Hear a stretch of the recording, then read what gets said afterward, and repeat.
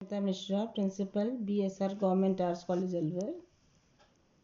Class BA Part 1, Section F, Subject History, paper first, Bharat का इतिहास। और आज का जो आपका टॉपिक है वो है जनपदों का उदय और महाजनपद युग। जब मैं इसकी प्रस्तावना या पृष्ठभूमि की बात करती हूँ तो मैं ये स्पष्ट कर देना चाहती हूँ यहाँ पर कि मनुष्य अकेला नहीं रह सकता। संसार में स्त्री पुरुष हुए, धीरे धीरे परिवार की संस्था बनने लगी और ऋग वैदिक काल तक आते आते हमें आर्य अनेक जनों में विभक्त दिखाई देते हैं। प्रत्येक जन का क्या मतलब है यहाँ पर? अनेक कुटुंबों से है। अनेक कुटुंब जो थे, परिवार थे, वो मिलकर जन बन जाते थे।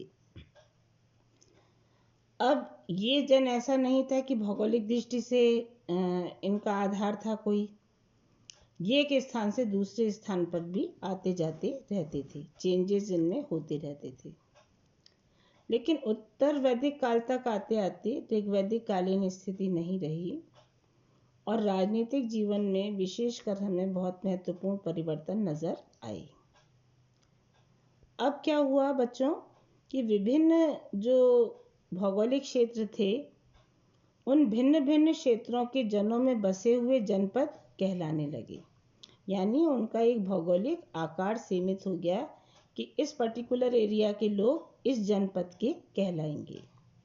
इस प्रकार जन कबीला के स्थान पर जनपद प्रदेशों का महत्व बढ़ा और राज्य की जो कल्पना थी वो जाति के स्थान पर भौगोलिक हो गई। पहले तो एक ही कुटुंब के, एक ही जाति के लोग रहा करते थे। अब उस जातीयता के स्थान पर भौगोलिक उनका एक स्थान बन गया। फिर आता है कि ऋग्वेद के बाद उत्तर वैदिक काल की बात की हमने, उत्तर वैदिक काल के बाद बौद्ध काल की बात आती है। तो महात्मा बुद्ध के समय का अगर हम लोग आकलन करें तो उस समय तक आते आते जनपदों का पूर्ण रूप से विकास हो चुका था। प्राचीन भारत के एक प्रमुख इतिहास लेखक हैं डॉक्टर वासुदेव शरण अग्रवाल। वो लिखते हैं कि लगभग 1 सहस्त्र ईस्वी पूर्व से 500 ईस्वी पूर्व तक के युग को भारतीय इतिहास में जनपद या महाजनपद युग कहा जा सकता है। एक प्रकार से जनपद राजनीतिक, सांस्कृतिक और आर्थिक जीवन की इकाई बन गए। तो ये एक बहुत ही इम्पोर्टेंट डेफिनेशन है वासुदेव शरण अग्रवाल की कि किन्हें हम जनपद या महाजनपद कह सकते हैं।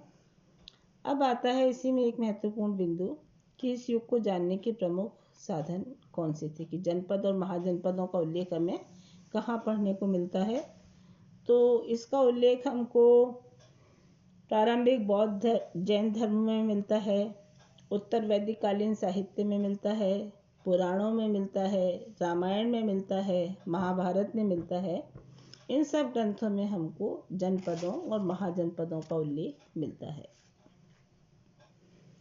इसके पश्चात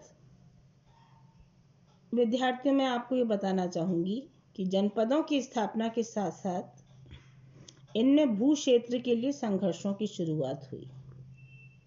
मतलब एक सत्ता की लालसा जागृत हुई, जिसके परिणाम स्वरूप क्या हुआ कि जो निर्बल थे वो राज्य तो समाप्त हो गए और उसका क्या फल निकला कि शक्तिशाली राज्यों में वो निर्बल राज्य विलीन कर लिए गए।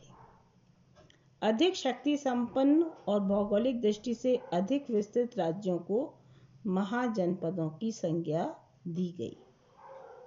बौद्ध ग्रंथ अंगुत्तर निकाय है, एक फेमस ग्रंथ है बौद्धों का, उसमें हमें 16 महाजनपदों की सूची पढ़ने को मिलती है।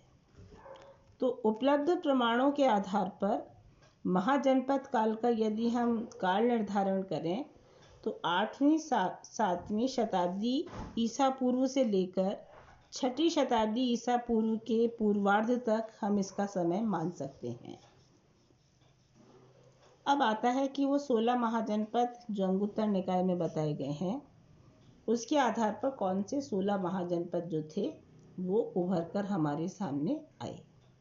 तो 16 महाजनपदों के मैं नाम आपको बता रही हूँ, जिन्हें याद करने के अलावा आपके पास कोई विकल्प नहीं है। आप इनको 2-4 बार कंठस्थ करेंगे तो ये नाम आपको याद हो जाएंगे। ये एक भौगोलिक इकाइयाँ थीं। सबसे पहला था अंग, दूसरा था मगध, तीसरा था काशी, चौथा था कौशल, पांचवा था बज्जी, छठा था मल्ल, सातवां था चेदी, आठवां था वत्स, नवा था कुरु, 10वां था पंचाल, 11वां था मत्स्य, 12वां था शूरसेन, 13वां था अश्मक, 14वां था अवंती, 15वां था गंधार और 16वां था कंबोज। तो ये 16 जो थे वो महाजनपद मिलते हैं, लेकिन इनके अलावा भी हमको कुछ छोटे छोटे महाजनपदों का जो विवरण है वो पढ़ने को मिलता है। लेकिन आज के इस व्याख्यान में मैं आपको यहीं समाप्त कर रही हूँ, जिससे आपको इतिहास में पढ़ने में डर नहीं बल्कि रुचि उत्पन्न हो। और इसी पर मैंने आपको एक असाइनमेंट वर्क दिया है कि जनपद से महाजनपदों के उदय की पृष्ठभूमि को समझाइए।